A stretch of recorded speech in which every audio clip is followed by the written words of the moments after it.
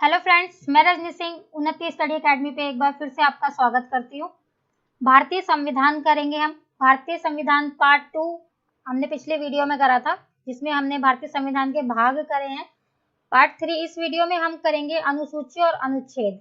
तो चलिए आज की क्लास हम जल्दी से शुरू करते हैं। भारतीय संविधान की अनुसूचियां। भारतीय संविधान में 12 अनुसूचियां हैं। इसमें पहले ये अनुसूची थी 8 अनुसूची थी, अब बढ़कर 12 हो गई हैं। कुल 12 अनुसूची हैं, तो 12 अनुसूचियों को हम जल्दी से पढ़ लेते हैं।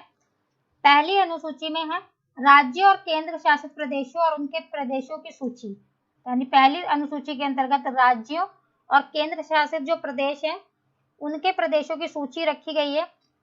दूसरी अनुसूची की बात करें तो इसमें राष्ट्रपति, उपराज्यपाल, राज्यों के अध्यक्ष, अध्यक्ष, लोकसभा उपाध्यक्ष और अध्यक्ष, उपाध्यक्ष, विधानसभा के अध्यक्ष, यानी कि जितने भी उच्च अधिकारी हैं जैसे सर्वोच्च न्यायालय के अध्यक्ष, न्यायाधीश, इन सभी के बारे में, और केंद्र शासित प्रदेश और उनके क्षेत्रों की सूची है। यानी इन दूसरी अनुसूची में कहा गया है कि एक राष्ट्रपति होगा, राज्यपाल होंगे और सर्वोच्च न्यायालय का एक न्यायाधीश होंगे और उच्च न्यायालय में न्यायाधीश होंगे। भारत के नियंत्रण महालेखा परीक्षक होंगे हर राज्य में, और केंद्र शासित प्रदेश और उनके क्षेत्र कौन कौन से हैं उनकी सूची है। बढ़ते हैं आगे। तीसरी अनुसूची में शपथ का प्रारूप है, यानी जितने भी उच्च पदाधिकारी हैं उनको शपथ दिलवाई जाएगी, उसका ब्यौरा दिया गया है। चौथी अनुसूची की अगर बात करें तो राज्यों की परिषद में सीटों का आवंटन, यानी कि राज्य जो है उनमें सीटें कितनी होंगी, उनका आवंटन कैसे होगा, उसका प्रावधान है। और पांचवी अनुसूची में अनुसूचित क्षेत्रों और अनुसूचित जनजातियों के प्रशासन और नियंत्रण का प्रावधान है।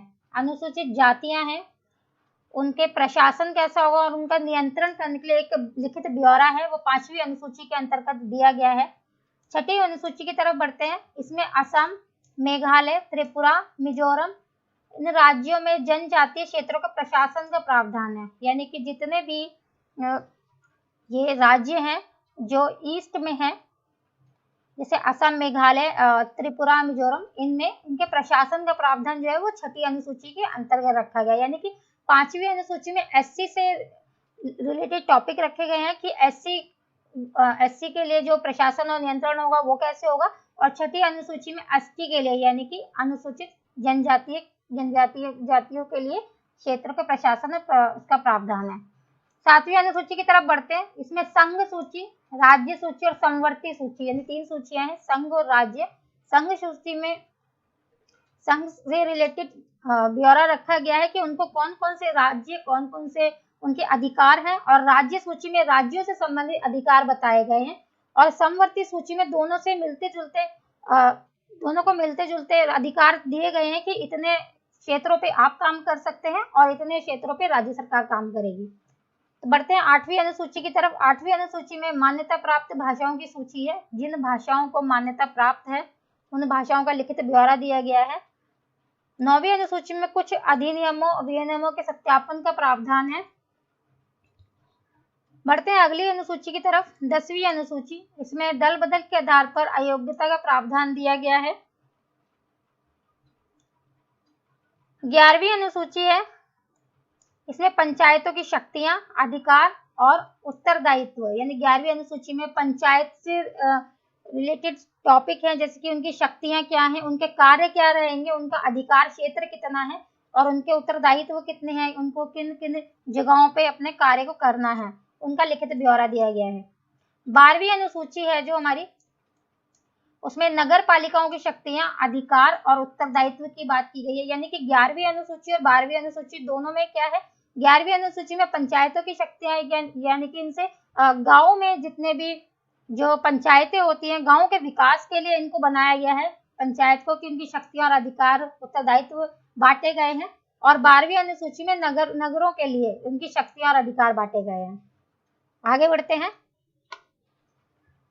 भारतीय संविधान के कुछ महत्वपूर्ण अनुच्छेद हैं, उनको हम पढ़ेंगे। जैसे भारतीय संविधान के महत्वपूर्ण अनुच्छेद में सबसे जो महत्वपूर्ण है वो है मौलिक अधिकार। मौलिक अधिकार में ये अनुच्छेद 12 से 35 तक दिए गए हैं। ये एक बहुत ही प्रमुख हिस्सा है जिसके बारे में हर सभी को पता होना चाहिए, तो इन्हें हम पढ़ लेते हैं जल्दी से। भारतीय नागरिकों को मुख्य रूप से 6 मौलिक अधिकार प्राप्त है। पहला है समानता का अधिकार, ये अनुच्छेद 14 से 18 तक वर्णित है। दूसरा है स्वतंत्रता का अधिकार, ये अनुच्छेद 19 से 22 तक वर्णित है। तीसरा है शोषण के विरुद्ध अधिकार, अनुच्छेद 23 से लेकर 24 तक वर्णित है ये। चौथा है धार्मिक स्वतंत्रता का अधिकार, ये अनुच्छेद 25 से 28 तक वर्णित है। और पांचवा है सांस्कृतिक तथा शिक्षा संबंधी अधिकार, अनुच्छेद 29 से लेकर 30 तक ये लिखित है।